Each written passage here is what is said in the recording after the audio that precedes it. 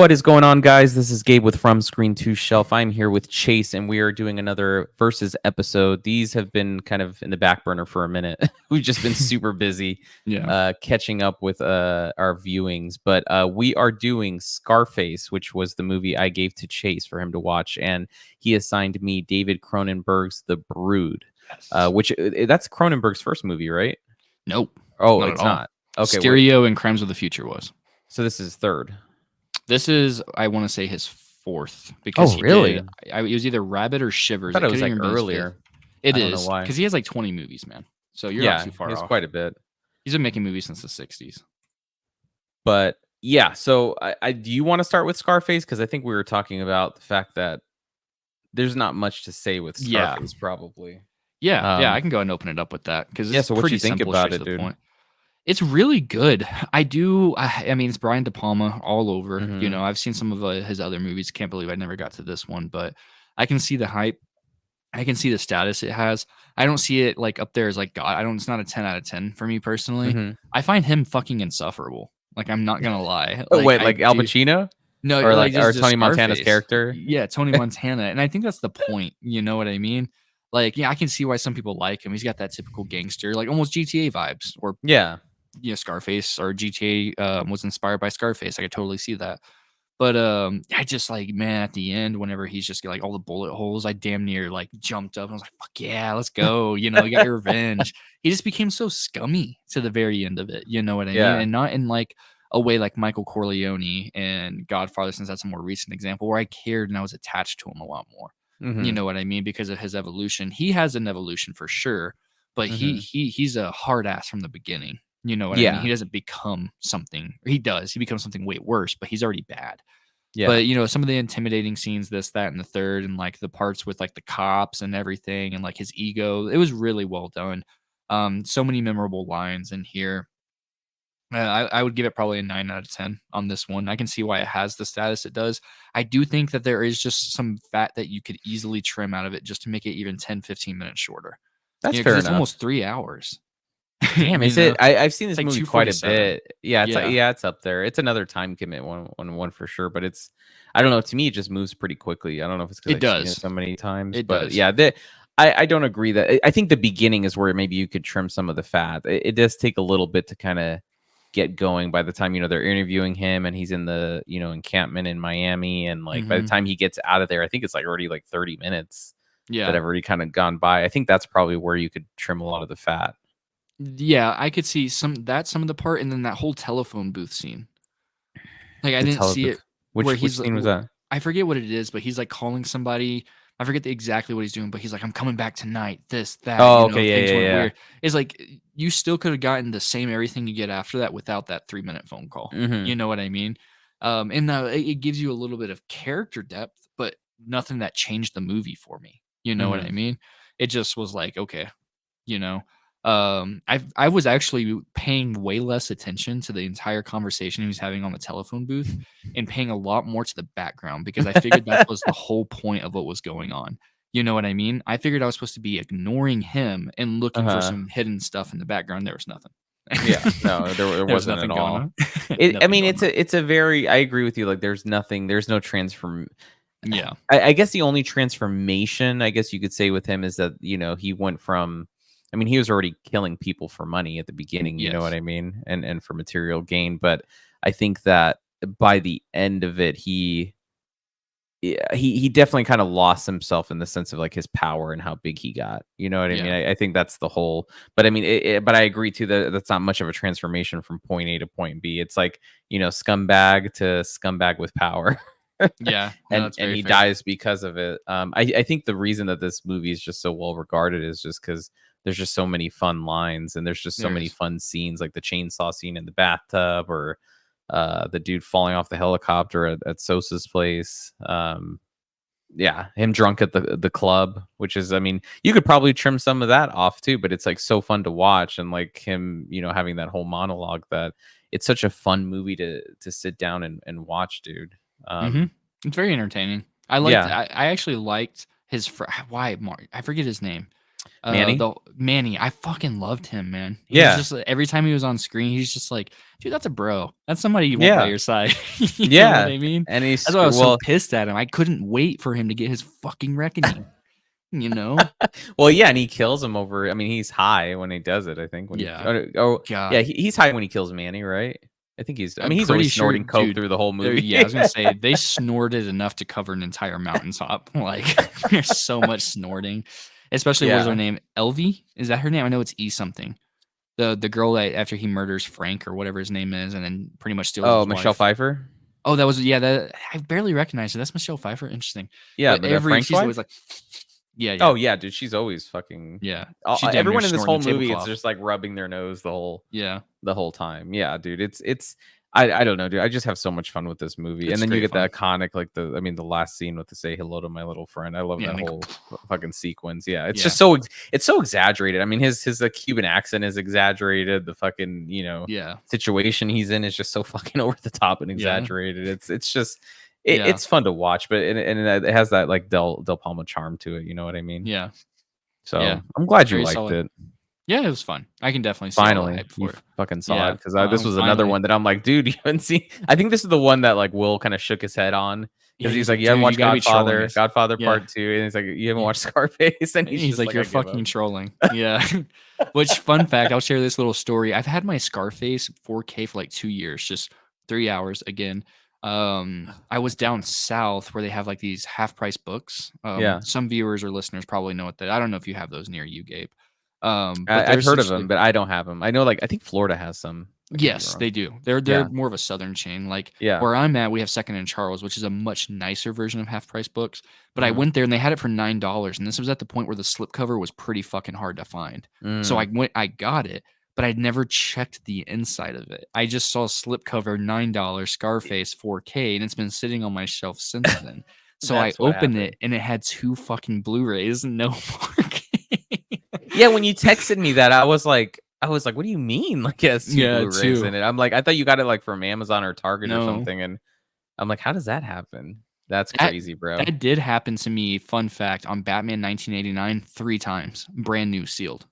That's the only type of disc issue I like the actual disc, not the case turning blue, but like 2 Blu-rays. What? Yeah, because I popped it in. I was like, damn, this movie looks like shit. And I took it out and it was a Blu-ray. And then I exchanged it again. But then my second one came with a slipcover. So I had the slipcover for like 2 years and never bought the movie until I think it went down to like $15 on Amazon one day. So I went ahead and pulled it. This was not too long ago. Man. I finally got that transfer. It was like a year ago. I think I finally got Batman 18. I had trust issues. Now you're going to pop open everything and check the disc and... Yeah, I don't blame you, dude. It was funny though. I mean, and maybe we'll do a video on it because I know that you saw a fun fact for people because I let you log into my Vudu account. I'm like, hey, I have it on my Vudu. Just watch it. And then you're like, hey, you have Ready or Not on. I've never seen it. Yeah, it's like, let me watch that first and then I'll watch Scarface. Because you haven't seen Ready or Not either, dude. Yeah. Like, what? Like, you're killing me then. Yeah. Like, when you said that, I was like, you haven't seen Ready or Not? Yeah, I damn near was ready to go see what other rentals you had, and I was gonna stay up late and be like, that was the only one. Speed run. Yeah, I know. I went to rentals. Like, what else am I on a time limit for? And then another funny story. I thought you had changed the password already because for 2 hours I had to go to Down Detector. I didn't want to text you about it because I didn't want to be like, why does Chase think I changed the password? But Vudu was down for 2 hours. Oh, so then I even got more worried that you were getting security logins and you open it up and see 100 plus. You're like, is he hacking me? What the hell's going on? I'm like sitting at my computer with my TV right there, like, okay, code, boom, boom, boom, boom, boom, boom, boom, boom, boom, failed. And I was like, damn. And I was like, I was just imagining your phone going ding. Ding. Ding. No, I have it on silent, bro. You know me. Once I'm in bed, it's done. It's on sleep mode. But that was when I had 40 minutes left. So I was like, damn it. I need to know you got it in, though. You got both of them in. Yeah, I did. I got both. That's not bad. Time. Yeah. Well, I'm glad you liked it, dude. The Brood. Yeah. So the Brood. Well, it was interesting. You had me watch this movie just because of what I do for a living. That's why I did. Yes, I'm in mental health. It's. And to be honest with you, that's what took me out of this movie completely. I'm wondering if I wasn't involved in mental health, if I could like, because the first thing I thought of like, so there's that point in the movie where he gets his daughter back and she's like, she has bruises on her back, right? And she calls the doctor, or the dad calls the doctor and is like, hey, like she's like abusing our kid, like you can't let this happen. in the real world, bro, like CPS would have been called. Like the doctor would have called CPS, but the doctor's like, oh, we got to keep going. And I'm like, what? I'm like, what is wrong with this guy? Like, it just, there's so many like weird, like the custody stuff and the therapy stuff. And I'm like, just this is semantics. So, yeah, well, it's just so, it's not how it happens in the real world. And plus he's a super like, I mean, what year was this? This was 1971. So yeah, 1971. That's around the time with a lot of like therapists were coming out of like psychoanalysis. I mean, psychoanalysis was still a thing, but it's. I mean, it was super over the top with this. It was just super over, especially like the whole like the thing with like the daddy situation that it opens up with. I was just like, what is this? It's. Yeah, dude, I was just laughing the whole time. I just thought it was complete. I wasn't scared at all. I wasn't. The only thing I was just the only thing I would say this movie did for me, I was like the mystery behind like the little dwarf thing. I didn't know what to call it. I'm like, what the fuck is this dwarf fucking thing that's stabbing people? I'm like, I don't know. But like that's the only thing that kept me invested. I was like, I want to know what this thing is. And then when I learned what it was, I'm like, what the fuck? Like what? I didn't. Yeah, bro. This is like I hate. Like I feel like I'm hurting your soul right now. I didn't like it. Not at all. You even just have fun riffing on it. I mean, it was funny. Yeah. I mean, like, but like to me, like I can't. I don't know. Like it's hard. Like for me to judge camp like that. Like because I feel like it. You let me know more because you're more of a Cronenberg. You're like you know how I am with Nolan. That's how you're with Cronenberg. So like you let me know. Like was this serious? Like was he like serious when he made this movie, or was it like this is like over the top kind of like cheek, tongue to cheek? Like this is kind of funny, or you're supposed to have fun with it. I'm actually not sure if it's necessarily it's not really categorized. It's just a psychological body horror, right? So like the thing is like if he were to make those inaccuracies like that, it's either going to be a product of the time, which you kind of mentioned to a degree, like coming out of that era, or it's intentional to be wrong, So like people either talk about it because Cronenberg is one of the smartest fucking people ever, dude. Like he's really is. He's a very intelligent dude. Like I'm surprised that dude's not an actual doctor with how he understands human fucking anatomy, dude. I'm pretty sure he could perform open heart surgery if his hand's steady enough. But like he's a very intelligent guy, and you can see that through a lot of his works, So like I didn't even really pick up on that. Like, dude, whenever you brought that up, I was like, oh yeah, they didn't call CPS. Yeah, I love this movie. That was the first thing I was thinking of. Yeah. But no, I can see that, thinking about it. The mystery behind it, I think this was one of my first Cronenbergs ever. So maybe there's like a little bit of nostalgia tied to it. I can see that. But yeah, this was like 8-9 years ago. I first were you scared though? Like that's what I guess that's what I'm saying is like, were fun. You like it was fun for you? It was the story, and especially the end. I liked the end and a little bit of the twist. I thought it was unique, especially in the 70s where a lot of things were just trying to do nothing but copycat Michael Myers and stuff, It is unique. I'll give it that. Like the story is not something that and I think that goes back to what I said, where it's like you're wondering the whole time, like, what is this thing? Because it has nothing. You're seeing this guy go through this divorce, and then the wife's in therapy. It's a weird therapy, but let's just she's in therapy, and it's like then all of a sudden this little midget thing is like killing people, and you're like, what is it? What does A have to do with B? I don't understand, and that kept me invested. I'm like, I need to understand this. I don't get it. How are they linked? But when you find out that it's just kind of like almost like physiological projections of her emotions, like I thought it was just so cool for no reason. I didn't get it, man. And then I called the ending. I like as soon as he put his daughter in the car, I'm like, oh, she's gonna probably have like some fucking bump on her skin or something. And sure enough, like that's the closing shot. I was just like, oh, dude, I just don't. I mean, I guess it's how you take it, right? To me, it's like the tone, the tone the film sets the first third of it. To me, it's almost like serious, especially like with the daughter, the custody shit, the mom being in therapy. Like it's pretty serious. But then the midget's popping out and just murdering people, and then I'm like, what the fuck is going on? Like I was like mixed in terms of the identity. I'm like, is this supposed to be funny? Is this intentional? Like that. I think that's the problem I had with it. I mean, the performances are solid. has solid performances. I like the whole scene with the like where they're doing kind of like the anatomy of the creature or whatever, and you're learning about it, and you're like, what the, and I mean, that gives you more intrigue. You're like, okay, what the fuck is this thing? Like, it's not a human being. I hated the therapist. I fucking couldn't stand his ass. He's fucking annoying and weird. I'm like, wait, are you? I'm like, you live with your patients in the same building? Like, what the fuck is wrong with you? Like, like I just didn't. And he had the weird assistant that did whatever he wanted. Like, I'm like, I don't get it. I just don't get it. And the dad was kind of annoying too. There wasn't anyone I cared for. The mom was a piece of shit. The only person I liked was the kindergarten teacher. Like, she was the only sane person in this movie, and then they kill her off. Yeah, they do. Yeah. And those kids are traumatized too. Like, yeah, they are. I can't, dude. I mean, I can see. I guess I never took it too seriously as much as I found it intriguing because of the midget monster, anyways. Yeah, to me, I was mixed because like the opening, I was like, I'm like, oh, this is pretty serious. I'm like, there's custody issue, blah blah blah. So like, I was in it. I got into it because the tone was more serious. But yeah, then midget monster pops up, and I'm like, I was so confused about what this movie was supposed to be. Like, I literally was so lost the whole time, and that's why in Discord you saw me kind of put that GIF there when you had mentioned it's one of your favorite horror movies. Yeah, I was like, shout out Aid.